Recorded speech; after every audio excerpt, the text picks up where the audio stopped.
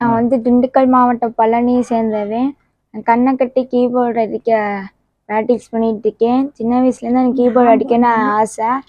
ஆனால் கீபோர்டு அடித்து கையில் அடித்து பழகினேன். அடுத்த வாட்டி என்ன பண்ணணும் பார்த்தா கண்ணை கட்டி அடிக்கலாம் அப்படின்னு முடிவெடுத்தேன். அதுக்கப்புறம் கண்ணை கட்டி எல்லா பாட்டும் இப்போ சரளாமல் அடிக்கிறேன். சிலம்பத்துலேயும் எல்லா ஃபுட்பாலையும் மேட்சில் எல்லாமே நான் இப்போது வின் பண்ணி மெடல்ஸ்லாம் வாங்கியிருக்கேன். என் பேர் சையது கமால் பக்ருதீன். எங்கள் அப்பா டீ கடை வேலை பார்க்குறாரு. திண்டுக்கல் மாவட்டம் பழனி. என் மகன் பேர் சையது கமால்.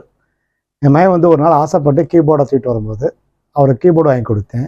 அதில் வந்து யூடியூப்பை பார்த்து அவர் பழகி இப்போ வந்து சினிமா பாட்டு, தேசிய கீதம், தமிழ் தாய் வாழ்த்து பாடல்கள் எல்லாமே நல்லபடியாக சரளமாக அடிக்க பழகிட்டார்.